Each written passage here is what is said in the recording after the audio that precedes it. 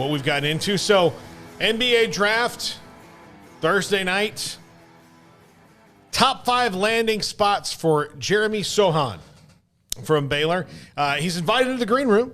So, one would think that he's got a very reasonable shot of going in that top 15, 16 I see him picks. as high as like 12 to 15 in the first round. I think he's fine. Kendall Brown's the one that seems to be dropping off a cliff for whatever reason, based on a couple of articles that I've read. I mean, there's some, and granted, it could be like some dude who has no idea what he's talking about, right? Just some guy. But I mean, I saw one article said he could find himself in the second round. Yeah. I mean, if that were to happen, picks 22 to about 40 are all about the same. I mean, like really, at that point, it's just how bad do you want somebody? Because outside the lottery, you know, nobody's guaranteed the contract past the second year. So, yeah, it's all very different in the way the NBA works in the 2 rounds. But here are the top 5 landing spots for Jeremy Sochan. Number 5, the Portland Trail Blazers. That would be the earliest pick that he would go there at 7.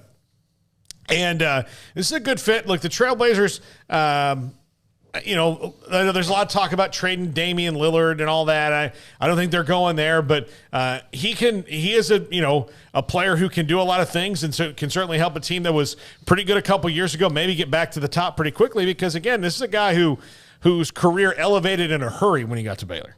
There's a great article by the way, on theathletic.com on Jeremy Sochan. I mean, it's a fantastic article if you're subscribed to that website. Yeah. I don't know, Paul, the matchups. I really don't know what he fits. I don't know that much about some of these NBA teams and what they need. But Portland, Yeah. Number 4, the Charlotte Hornets. Look, this one made more sense to me until I saw that Mike D'Antoni was going to meet with Michael Jordan about the head coaching job. Jeremy Sochan might be too good of a defensive player to play for Mike D'Antoni. So I don't know. If Mike D'Antoni's the coach, maybe that changes. And they might not have a coach by Thursday night when they do this. But it seems to me that someone who plays the kind of defense he would mean something to Michael Jordan, who, you know, likes defense. But I wish that meant something. Michael Jordan, like the player, man, you still think of that. But like pretty much everything he's done since then, it's just like, yeah, whatever. I mean, him as a management guy has been. I mean, if his name wasn't Michael Jordan and he didn't have the money to be an owner, we would not be talking about him in a non-player capacity. Exactly. Yeah. Charlotte has a 13th pick, Paul. Yeah. And Sam Vicenzi, who's really good at what he does, doesn't mean that these are all right.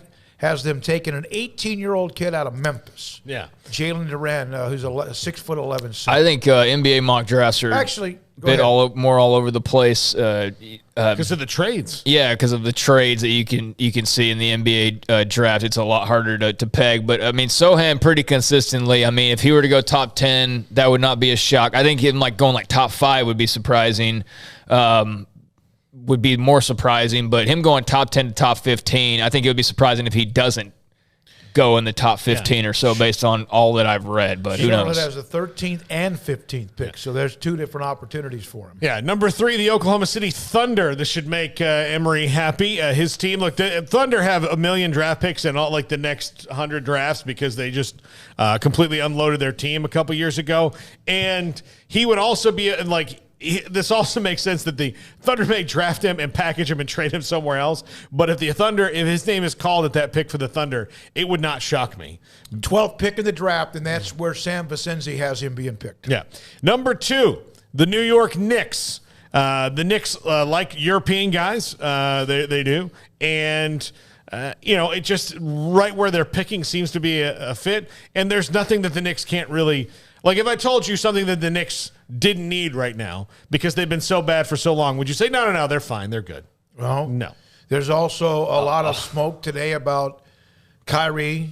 Oh, God. What now? I mean, I'm shaking my head just because the Knicks are such a trash franchise. Not like personally, but just I've been hearing about it's like if the Cowboys had just sucked for 20 years in a row, but we talked about them every year like this is going to be the year. That's what we do with the Knicks, man. That's what it feels like, at least to me. How long have we been talking about them? This will be the guy that puts them over the top. This will be the trade that makes it happen, and it's the same thing every year. Same thing every year. Yeah, I would hate this for Sochan is what I'm saying, but hey, he's the type of guy that go up there and be a big star. I mean, what do I know? Kyrie's with the Brooklyn, Nets, yeah. But his name was out there as a bunch of stuff and smoke today, along with Jalen Brunson. The Knicks are trying to clear a bunch of cap space so they could offer Brunson a lot of money, $20+ million. His dad's a coach there, but even the person, Fisher, who's reporting that says he still believes that Brunson will stay in Dallas. But would that not be the most Knicks? Like, I'm not going to pretend to be some big NBA fan. Jalen Brunson's a really good player, but that would be such a Knicks move to go and like max him out and think that that's what they were going to build around. Yeah, that's not to max him out, but it is to try to. He would be there. My point is that I don't view him as that big of a star. That if you're like, oh my God, Jalen Brunson's going to the Knicks, he's a really good player. But okay. I mean, he's not the biggest star on the Mavericks. But is he the second best player on the Mavericks? Sure. So he's probably the second or third best player on the Knicks. If somebody other, it doesn't matter. I mean, it doesn't matter. His dad's on the staff. They like him. And so what I'm saying is that the report is that they're going to clear space out for him, but that most likely he's going to remain in Dallas. There are Mavericks fans who like him, but they're not so sure he's worth $20+ million a year for them. That's exactly my point. Of course, the Knicks would be the team that we're talking about. That would be it'd be a big deal to go and big deal for Jalen Brunson. And I'm going like, hey, if the Mavs keep him, great. If they don't, like, okay. But that's my point. Yeah. The Knicks don't really have a first best player right now. I mean,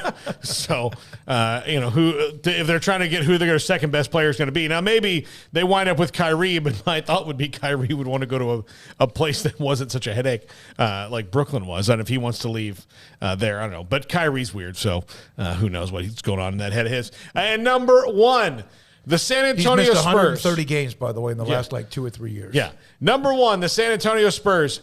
Look, Smokey, you and I are both Spurs fans. He's a fit.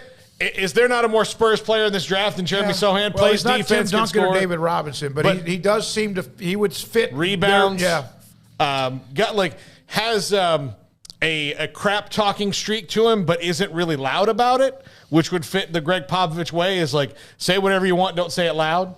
Get under people's skin. Carolina fans would disagree. Well, I mean, but he didn't. Again, nobody. Well, if you watch the game, he wasn't doing anything demonstrative. He was just. He got him back in the game. By being kind of a. I don't know what, an instigator in certain ways, but that's the only one. At least he did. Thank God, right? Or they lose by 40.